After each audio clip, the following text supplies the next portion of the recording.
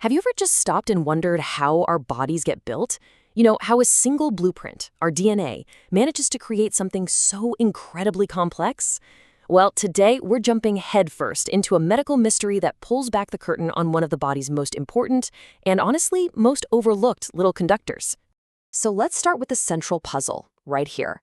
At first glance, our face, our fingers, and our kidneys, they seem completely unrelated, don't they? I mean, what could they possibly have in common?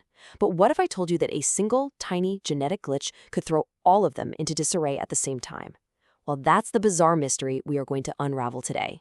So our story starts with a group of conditions that, for a very long time, have really just stumped doctors. They're called oral facial digital syndromes, or OFDS for short. Now, that name itself actually gives us our first big clues. We're talking about a set of rare disorders that mess with how the body develops, even before birth. And if you break that name down, it's pretty straightforward. Oral points to the mouth, right? So patients can have things like a cleft palate or an unusually shaped tongue. Facial refers to the face, maybe widely spaced eyes or other distinct features. And a digital points to our digits, our fingers and toes, where you might see extra ones or maybe they're webbed together. Okay, but here's where the mystery really gets going. The symptoms don't just stop there, not even close. Doctors started noticing a pattern of other issues, like problems in the brain, cysts growing in the kidneys and liver, and even abnormalities in the skeleton. So the connection between, say, a cleft lip and a kidney cyst is, well, it's just not obvious at all. And to make it all even more complicated, this isn't just one disease. We're talking about a whole family of them. Over a dozen different types of OFDs have been identified. They all share those core mouth, face, and finger symptoms, but then each one brings its own unique set of challenges.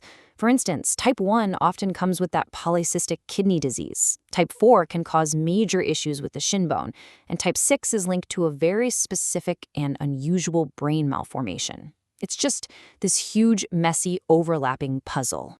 So, how in the world do you solve a puzzle like that? Well, you've got to go back to the instruction manual. And in our case, that means digging into the genetic code written in our DNA. And let me tell you, this was a long journey. The first case was reported way back in 1941, but it took 60 years, 60, to find the very first gene responsible for it, a gene called OFD1. And for another decade, that was it. That was the only gene we knew of. But then this incredible new technology called next-generation sequencing came along and just blew the doors wide open. Suddenly, between 2012 and 2016, there was an absolute explosion of discoveries, with scientists linking a whole bunch of new genes to these syndromes. And as they found all these new genes, a really critical pattern started to emerge. It turned out that the proteins built from these different genes, from OFD1, from another one called TCTN3, and so on, they all seemed to be working in the same place, doing pretty much the same kind of job. They were all members of the same tiny biological team. This was the big breakthrough. The question wasn't just what genes were involved anymore. Now it was where were they all working together? What single place in our cells could possibly explain this entire bizarre constellation of symptoms? And the answer, it turns out, was hiding in plain sight, on the surface of pretty much every single cell in our bodies.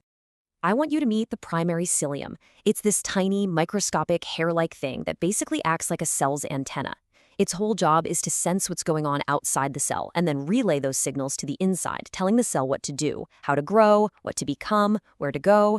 It is the conductor of the cellular orchestra, and it's absolutely crucial, especially when we're developing. And there it is. This is the aha moment. This is where all those scattered clues finally came together. Researchers realized that the proteins made by all those different OFD's genes were all located in one single place, the primary cilium. Some made up its base, others were part of its gate, but they were all components of this one tiny machine. This was the unifying theory. And suddenly, it all clicked into place. Our face, our fingers, our kidneys, they're all connected because the cells in those tissues all depend on these tiny antennas to develop correctly. But this discovery did more than just solve the OFDS mystery. It showed that OFDS wasn't an island. It was actually part of a much, much larger continent of diseases. This new understanding reframed everything. OFDS wasn't just some weird collection of symptoms anymore. It was a ciliopathy, a disease caused by cilia that don't work right. and it was just one member of a huge and growing family of disorders that all trace back to problems with this one cellular antenna. And you can really see what we mean by a disease spectrum here. Just look at the overlap between OFDS and another ciliopathy called Joubert syndrome. Both can cause kidney cyst. Both can cause brain malformations. Now, the exact symptoms aren't identical, but you can't miss the common themes because the root cause, those faulty cilia, is the same. And the genetic evidence for this is just undeniable. Look at this. The very same gene can lead to syndromes with completely different names. A mutation in the OFD1 gene might cause OFDS in one person, but a different mutation in that exact same gene could cause Joubert syndrome in another. This is the key insight, right? These aren't really separate, distinct diseases. They're just different points on a vast, continuous spectrum of ciliopathies. So, we found our culprit, the primary cilium. But in science, every answer just swings open the door to even more fascinating questions.